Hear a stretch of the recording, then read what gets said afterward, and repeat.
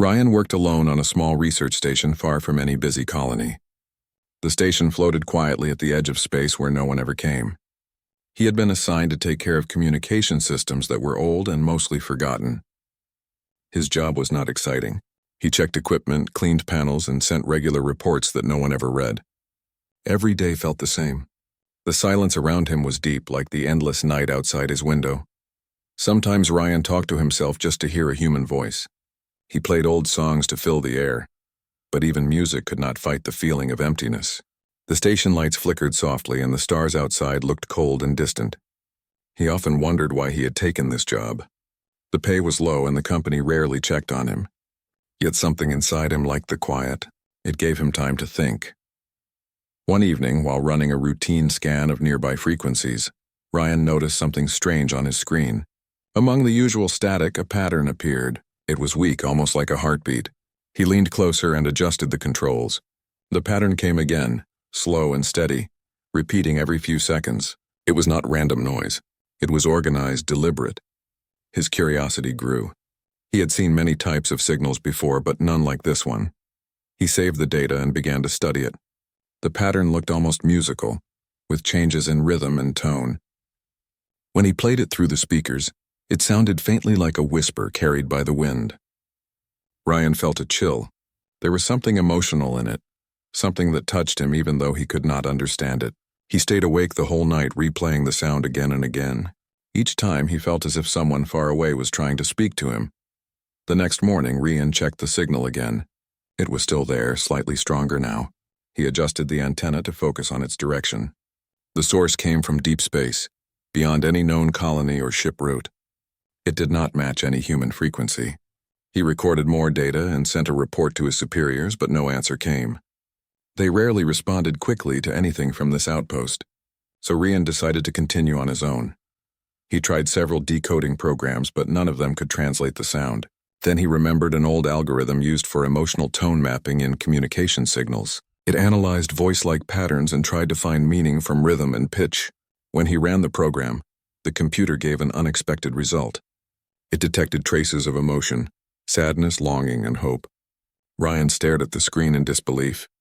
Machines could not feel, yet this signal carried a feeling that seemed alive. As the hours passed, the signal began to change. The rhythm became clearer, the pattern more complex. It felt as if whoever or whatever was sending it knew he was listening. Ryan spoke softly toward the microphone, unsure if anyone could hear him. "If you can hear me, I am here," he said. There was no reply at first, only the steady pulse. Then suddenly the tone shifted, almost like an answer. Ryan smiled for the first time in weeks. He decided to record everything. He wrote in his log that he might have discovered a living signal, something not created by machines. He wondered if it could be from another species. The idea excited him and frightened him at the same time. Humanity had always dreamed of finding life beyond their world, but he had never imagined being the first to make contact. That night, Ryan sat near the console, watching the lights blink in soft rhythm. He felt less alone. Every pulse from the signal felt like a heartbeat reaching across the universe. He imagined a being out there looking at the same stars, trying to reach someone who could understand. He could not explain it, but he felt a strange connection forming. The silence of space no longer seemed empty. The next few days were filled with experiments. Ryan sent back simple radio bursts in repeating patterns like greetings. He changed frequencies, hoping for a stronger link. The signal always came back, matching his timing. It was like having a quiet conversation made of light and sound. He even gave the source a name in his logs. He called it the Whisper. One morning, Ryan woke to find the signal stronger than ever. The screen glowed with sharp patterns and the speakers hummed with a steady tone that almost sounded like words. He could not understand them, but he felt their meaning through the rhythm. It was as if the sender was trying to say something important. His hands shook as he recorded the data. He spoke again, saying, "Who are you?" For a moment, nothing changed. Then very faintly, he heard a voice. It was soft, distant, and filled with sadness. It sounded like a young woman whispering through a storm. The words were unclear, but he could make out one phrase that froze him in place. "Do you hear me?" Ryan's heart beat fast. It was not a random sound. It was speech. Someone or something intelligent was speaking to him. He tried to reply, repeating the words clearly. "Yes, I hear you." The voice came again, still faint but more focused. He could not yet understand the full message, but he could feel her presence. The silence of space was no longer silent. It was alive with mystery. Ryan stayed near the console for hours, listening, adjusting, and waiting for more. He no longer cared about his daily reports or the routine checks. Nothing mattered now except the signal and the voice behind it. The loneliness that had once filled his days was gone. In its place grew a strange feeling of hope. He did not know who she was, where she came from, or what she wanted, but deep inside he knew one thing. This was not just a message. It was a cry from someone lost in the stars, someone who wanted to be heard. As he watched the lights on his console pulse like a heartbeat, Ryan whispered softly to the empty air, "I will find you." Ryan sat in front of his console as the faint voice repeated across the static. Every pulse of sound felt like a heartbeat echoing through the station walls. The voice was not just noise anymore. It carried rhythm, emotion, and a strange warmth that filled the lonely room. He could still hear her words from the night before. "Do you hear me?" The sound of it stayed in his mind as if it had carved itself into his memory. For the next few hours, Ryan worked without rest. He changed signal filters, adjusted the receiver strength, and tried different frequency ranges to make the message clearer. Slowly, the voice began to form clearer words. It was not perfect, but he could make out fragments. "Help me. Trapped, alone. Can you see me?" Each phrase made him more certain that it was not a malfunction. Someone out there was truly speaking to him. Ryan started recording every transmission and organizing them by time. He replayed the most stable ones and typed what he could understand. When he played one particular recording, he heard something that made his breath catch.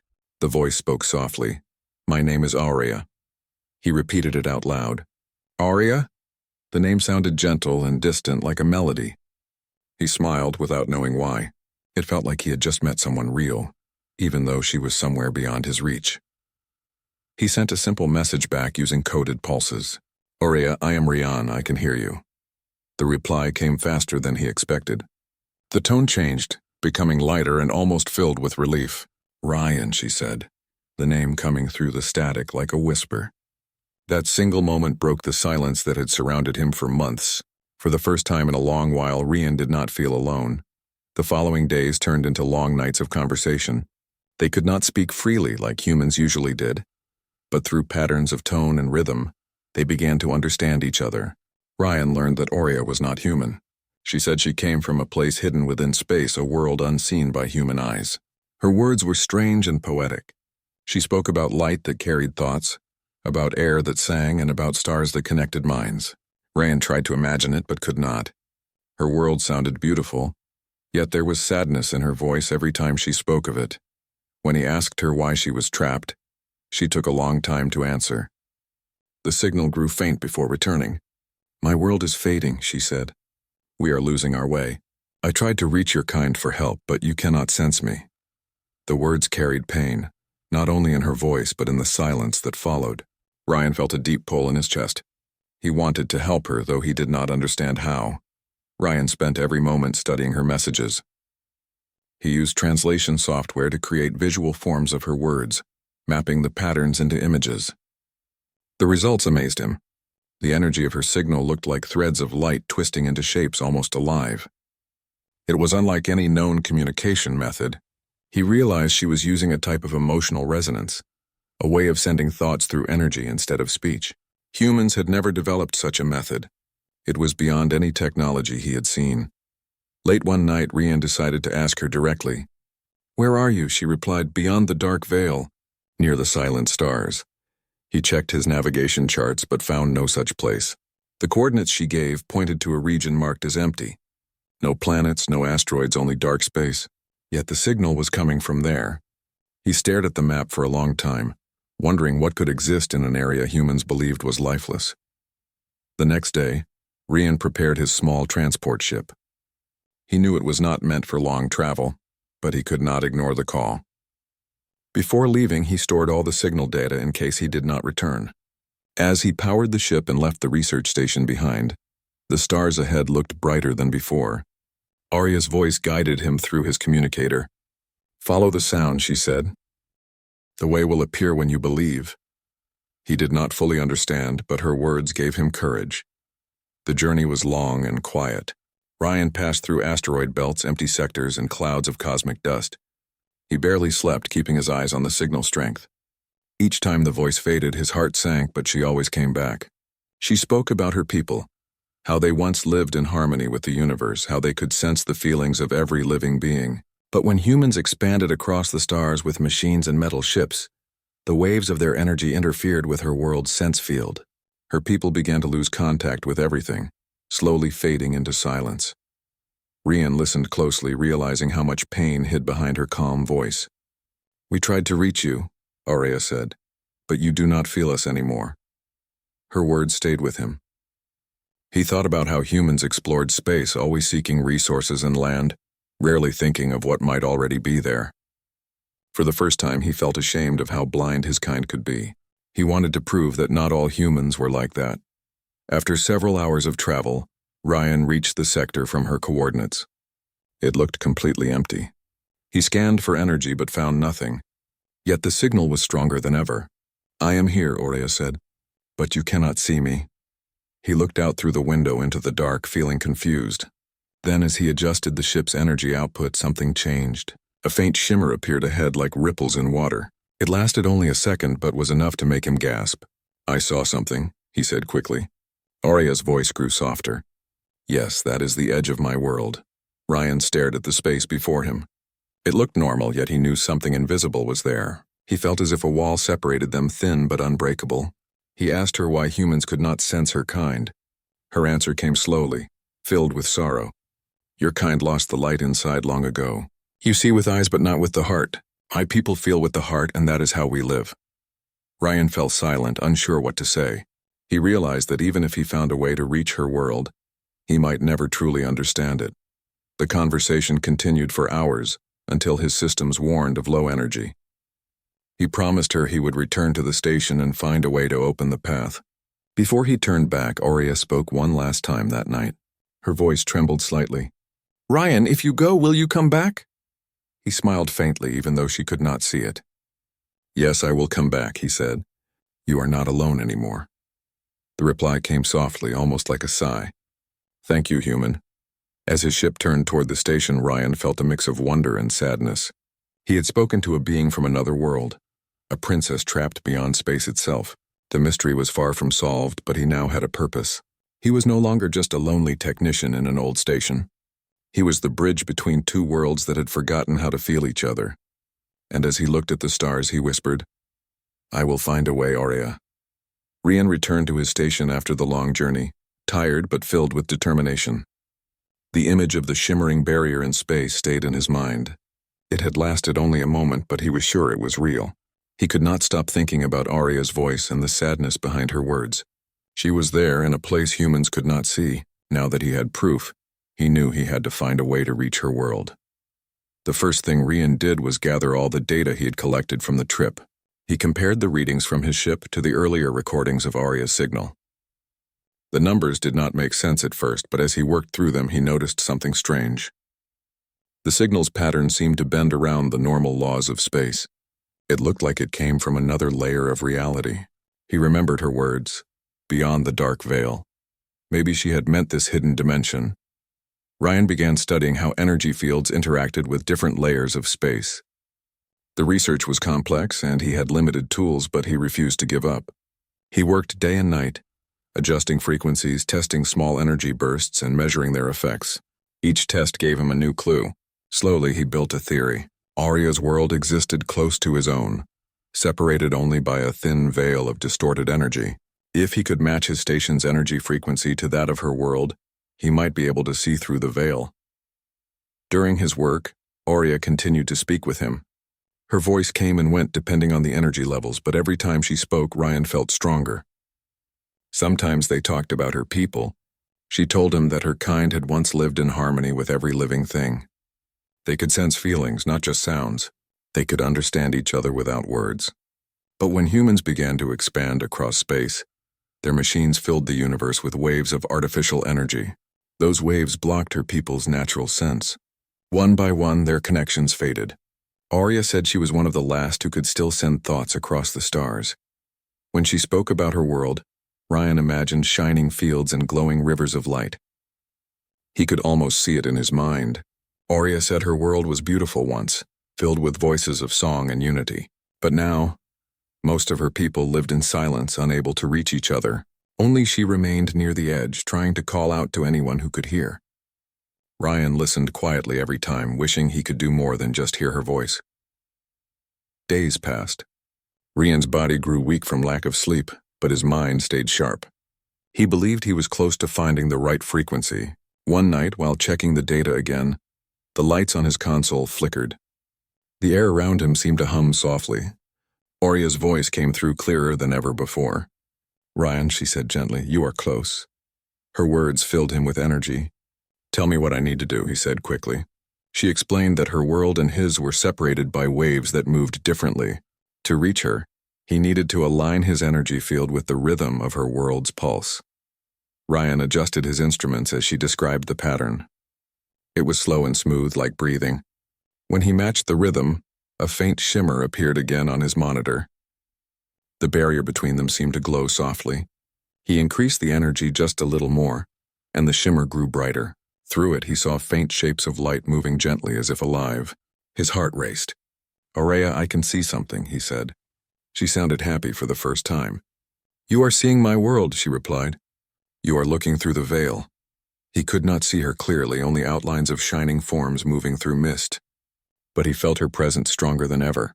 A soft warmth filled the room, and the air vibrated with calm energy. It was unlike anything he had ever experienced. He knew it was not just light or sound. It was something deeper, something that touched his mind and heart at once. Then the energy began to waver. His instruments warned of overload. He had pushed the system too far. Before shutting it down, he heard Arya's voice one more time, calm and kind. "Do not fear, Ryan, now you know the path." The lights flickered and went dark. When the system restarted, the shimmer was gone. The signal had faded again. Ryan sat in silence, his hands shaking. He had finally seen a glimpse of her world. It was real, and now he knew it could be reached. The next morning, he began repairs on the damaged circuits. Some parts had burned out from the energy surge, but he was too excited to rest. He wrote pages of notes describing what he had seen. His heart felt light even though his body was exhausted. He now understood that the barrier was not made of matter but of difference. Her world and his existed together but in separate layers. They could only meet if their energies aligned. Later that day, Arya's voice returned, faint but steady.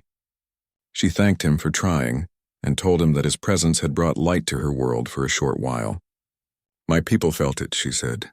"For the first time in many years, we sensed warmth again." Ryan smiled, feeling proud and humbled. "Then I will do it again," he promised. "I will bring more light." As they continued to talk, Arya revealed more about her life. She said she was the daughter of her world's guardian, a leader chosen to keep balance between life and space. When their world began to fade, her father sent her to the edge of their realm to look for help. She had waited for many years, calling into the void, hoping someone would hear. "Many times I thought no one would ever answer," she said softly. "But then you came." Ryan felt his chest tighten at her words. He realized how lonely she must have been all this time. Ryan spent the following week building a new energy stabilizer that could handle the strain of crossing the veil. It was hard work and his supplies were limited, but he refused to stop. Arya's guidance helped him adjust every setting carefully. Together they made small tests, opening brief windows between their worlds. Each time the window appeared, he could feel her presence more clearly. He began to sense her emotions even without hearing her voice. It was as if their minds were learning to connect. One evening, as he prepared another test, she asked him a question that made him pause. "Ryan, when you look at the stars, what do you feel?" He thought for a moment and answered, "I feel small, but I also feel part of something greater."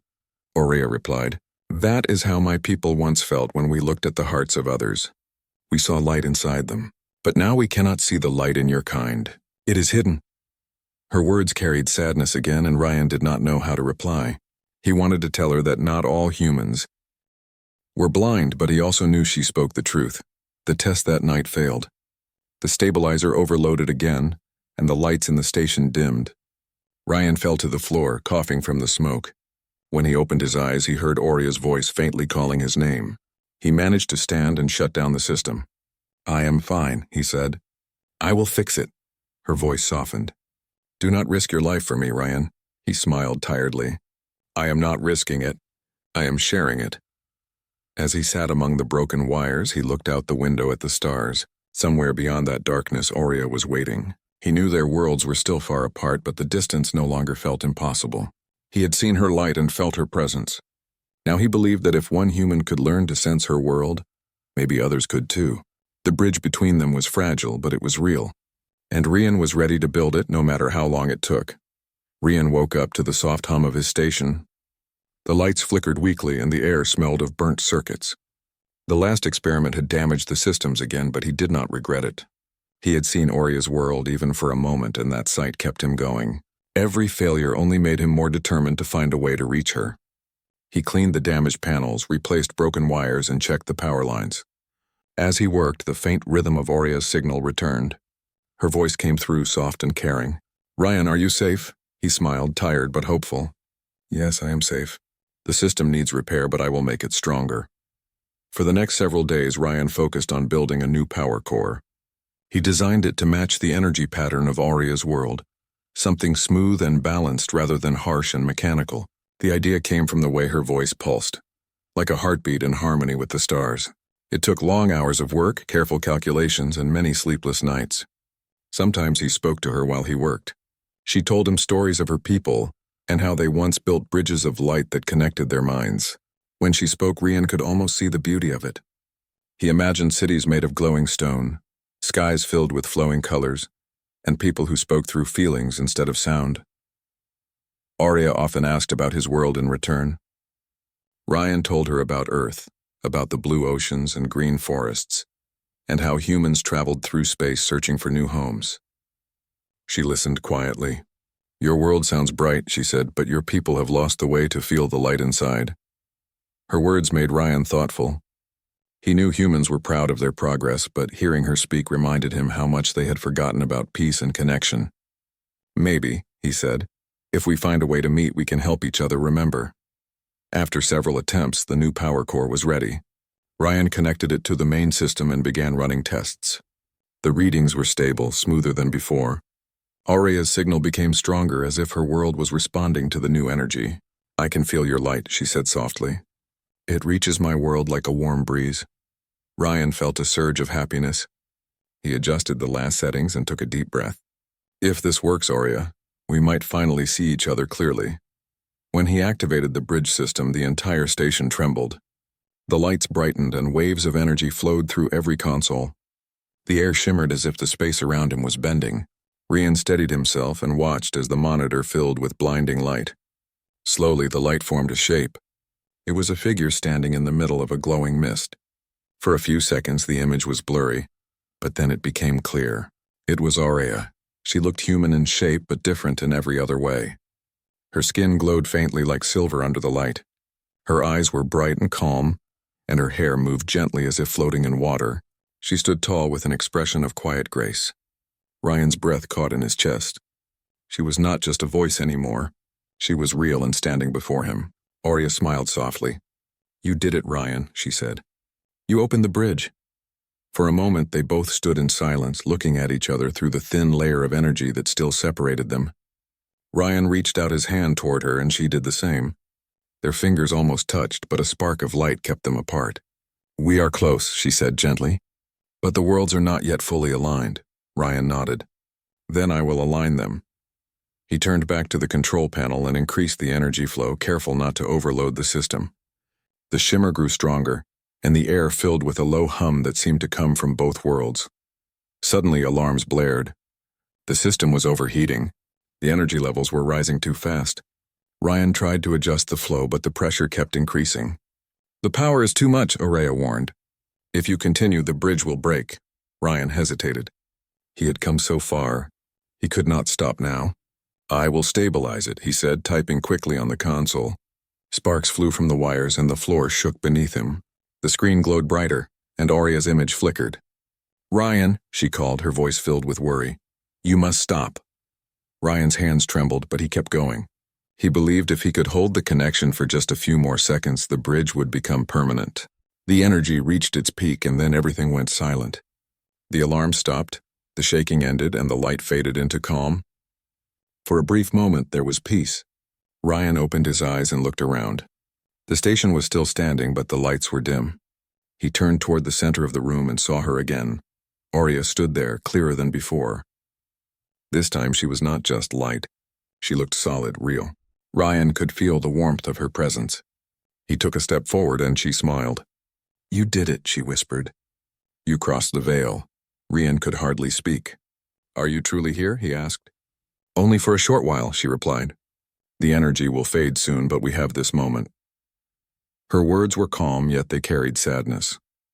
She looked around the station, touching the metal walls gently. "Your world feels heavy," she said. "So full of noise." Ryan nodded. "It is not as peaceful as yours, but it is home." They talked for what felt like hours. Aurea told him about the energy waves that held her world together and how her people lived in balance with them. Ryan shared stories about human courage and curiosity. Though their worlds were different, they understood each other deeply. He could feel her thoughts as if they were his own. Their minds began to connect in a way that words could not describe. For the first time, he understood what she meant by sensing. The energy around them started to fade. Aurea looked weaker, her form flickering like fading light. "The bridge is closing," she said. "Your system cannot hold it longer." Ryan's heart ached. "Then I will build another one," he said quickly. "A stronger bridge." Aurea shook her head softly. "You have already done more than anyone. You showed me that your kind can still feel." Her voice was warm and full of kindness. "When I asked why you do not sense me, I thought humans had forgotten how. But now I know there are hearts that still listen." The light around her grew dim. Ryan reached toward her one last time. "I will not stop," he said. "We will meet again." Aurea smiled, her eyes shining softly. "Then I will wait." Her form faded slowly until only a soft glow remained. Then the glow vanished and the station returned to its quiet state. The screens were dark and the hum of the machine was gone. Ryan stood alone again, but he felt no sadness this time. He knew she was out there, and their worlds had touched. He began to repair the systems again, this time with new purpose. Every connection he fixed and every light he restored reminded him of her presence. He believed that someday humans would learn to sense beyond machines and noise. Maybe one day Aurea's people and his kind would stand together without any barriers. As the station light slowly came back to life, Ryan looked out at the endless stars and whispered softly, "I will find you again, Aurea." The station was quiet again, but Ryan no longer felt the emptiness that once surrounded him. The light from the bridge had faded, yet the memory of Aurea's presence remained bright in his heart. He sat by the console where her image had appeared and stared at the faint glow still lingering on the screen. It looked like a tiny spark refusing to die. He smiled faintly.